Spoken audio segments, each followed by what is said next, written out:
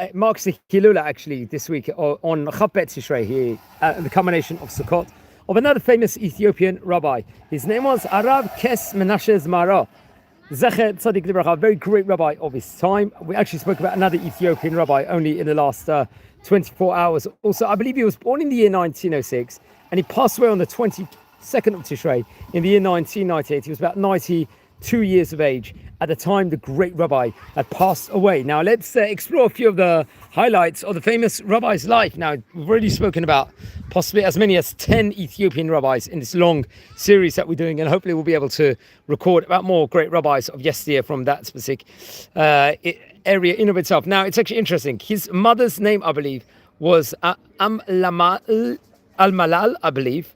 I think maybe it was from the Tiftah family, if I'm not mistaken. And his father's name was Makro, if I am not mistaken. And he was born, as I said before, in the year 1906 over there. It was in a village, I think, that was actually named Sortaya or Begornad in Ethiopia, respectively. So I think we mentioned that on previous videos also before inside this series when we explored the other Ethiopian rabbis. So very, very interesting. He has a very interesting story himself that we have to point out. When he was young, I think he was working in an agricultural place over there. There was shepherds. There was a lot of shepherds over there inside, let's say, these villages over there. And that was possibly what a lot of people were working for as a parnasah in the Ethiopian region in of itself. So that was at a young age.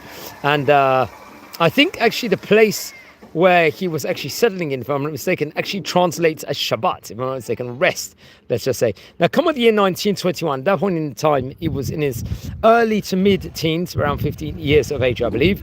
He would start really going into learning more within regards to Judaism on the higher level. In spirituality, he would start dealing with. And I think he was close to many of the other spiritual leaders over there, or he was connected to spirituality, let's just say, in Ethiopia, learning about tradition, Jewish tradition, and so on and so forth. I think he'd spent as much as 8 years really dwelling and toiling within regards to that aspect, to really just grow and improve and excel within regards to his Judaism studies. Now, come on, 1921, at that stage in time, remember, he's still around at that stage, 16 years of age. You know, he'll be learning more, and I'm not too sure if there was a yeshiva or a Torah Talmudic academy based in Ethiopia or not, but that'll be an interesting. Hopefully, maybe we'll record a class on the history of Ethiopian Jewry and the Jewish community in Ethiopia and learn more together about that. Come on, the year 1929, he would then return, I think, to the village, as I mentioned before, of Sanbatia over there, and there he would get married to his wife over there, Tukula, I believe her name was. Now it's actually interesting. So at that stage in time, he would have been approximately, I think, about 23 years of age. He would have been when he actually got married. I think at the time, because 1929, obviously he was born around the year 1905, 1906. Yes, it would have been approximately 23, 24 years of age. He was, what's interesting is, his wife was let's say, Bito Shel Manhigo Aruchani, the spiritual leader, let's say, of the Ethiopian community. Another rabbi named Rabbi Kes Ayalon happened to be his wife's father over there. So hopefully we'll be able to learn more with regards to them. I think he was like his right-hand man within regards to teaching, educating spirituality over there inside that specific, and with all matters of holiness and kedusha, let's just say in itself. I'll translate what it says over here. With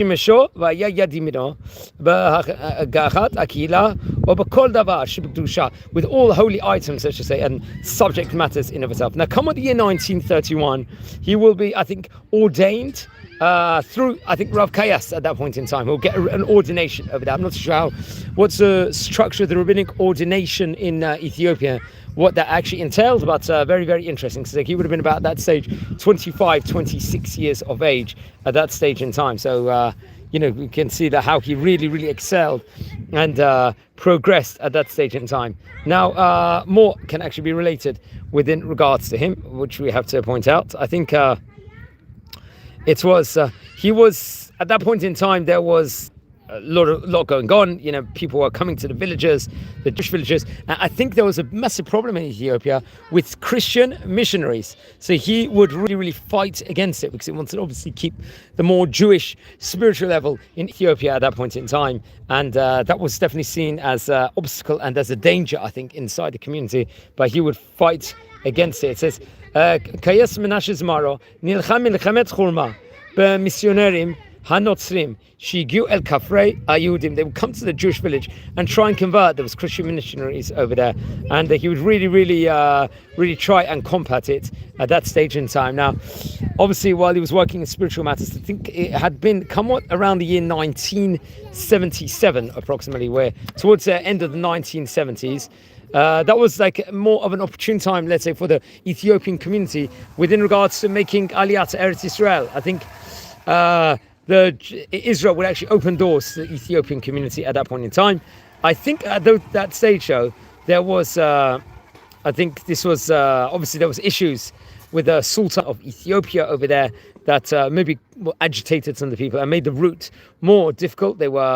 But he thought at that stage in time, in the 1970s, there was more danger actually to travel there because I think they had to go and travel through Sudan, and that posed a danger in of itself to go there. So he would wait out till the year 1991 when, let's just say, the route to making Aliyah, which was much, much less risky at that stage in time, would probably be a much more opportune time to actually potentially make Aliyah over there. So in 1991, he would finally make Aliyah to the land of Israel at that stage in time, and I think he would actually settle in the area of Kiryat Gat. Now I'm recording actually this video here in the city of Bet Shemesh, Ramat Bet Shemesh Aleph, which is only about 15-ish to 20 kilometers away from Kiryat Gat, which is let's say pretty nearby. So that's something we should point out here from the outset over there.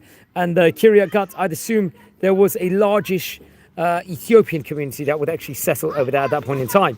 So he would come to Eretz Israel. I think he was greeted by Chacham Obadiah Yosef, the chief rabbi, I think or he was a chief rabbi between 1973 to 1983 of the land of Israel, Obadiah Yosef, and would really greet him and see him as like an important spiritual leader for the Ethiopian community in the land of Israel over there. So he would, one of the targets of Rabbi Kes at that point in time, when he came to Eretz Israel, was to unite the Ethiopian Jewish community over there, to bring an Achdot, a unity, as had all come to Eretz Israel. He would actually work together with other communities, Ethiopian communities over there specifically, and many people had made Aliyah at that stage in time, and I think he wanted to make sure that the Beta Yisrael community, the Beta Israel community in Israel, would actually really stand out high and strong in Eretz Israel in of itself.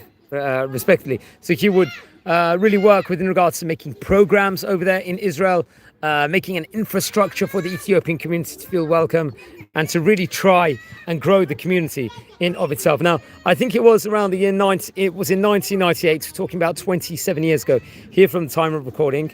I think it was on Chaf Bet Tishrei. Sadly, the great rabbi had passed away, the Ethiopian rabbi. So we're talking about 27 years ago, right at the end of the Jewish festival of Sukkot.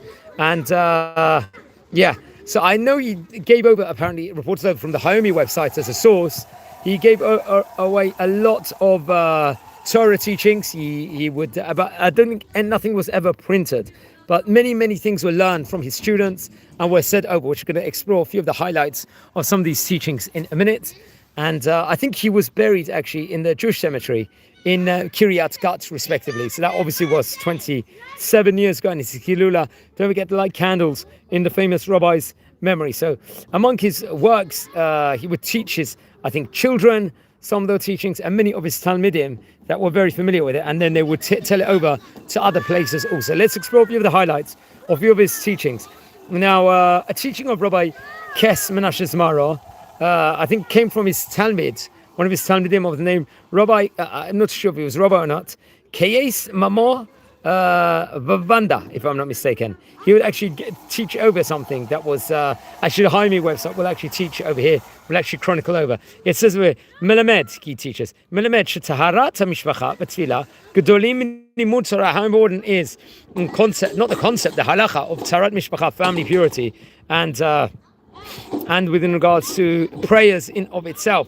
how important is how great of mitzvah is, how equating it or even greatering it to learning Torah. Another teaching of his that once again I think comes from his Talmud, Rabbi Kes Menashe. I think once again through something else he heard from him, he teaches Melamed shechayav lo shit yad l'nezkikim l'kol mi shemavakesh. How important is the idea of charity? Anyone that needs charity and help financial assistantly, that they would help over here and actually really help within regards to whatever they actually request at that stage in time. That is another teaching obvious that we have to point over. Another teaching that actually comes once again, I think over here, this comes from Susan Pollock. So I'm not too sure much about apparently a Talmud of his, a teaching that once again the Homey website will actually chronicle over here. He teaches Melamed חושב שאצלה היהודית שבאתיופיה שמרו עליה בטהרתה. That's just another teaching within regards to Ethiopian Jewish community he would give over here. Now two more teachings, or one more teaching over here, which is given from the website. I think this teaching once again comes from his Talmud Kes Menashe. So we didn't mention him yet. I'm not sure if he was a rabbi or not, but definitely he was a Talmud of his, I believe. And he actually states over here, "Shebikesh la'asot shalom ben hakvutzot hashonot b'kehila." This was another one of his teachings over here. How important it is to bring shalom and peace between the Jewish congregation in of itself.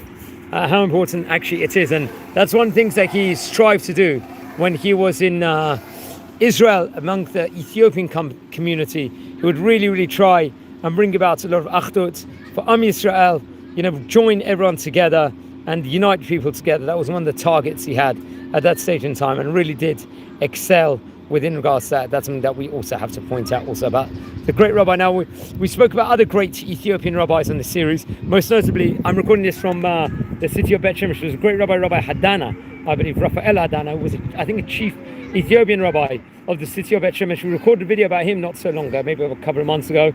We also recorded the video yesterday within regards to another Rabbi Kes. I think the Ethiopian title for rabbi actually goes under the name Kes, if I'm not mistaken, which is very interesting and very important also to know. So friends over here, we're a community here. Just asking a request, subscribe to the channel now.